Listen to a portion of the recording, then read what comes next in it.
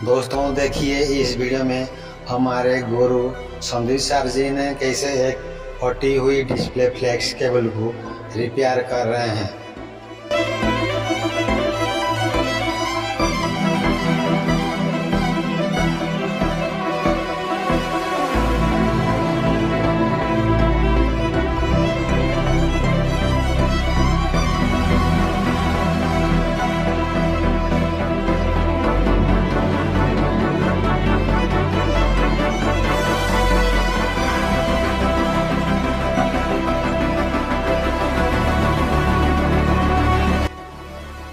Video अच्छा लगा तो लाइक करिए और चैनल को सब्सक्राइब करिए।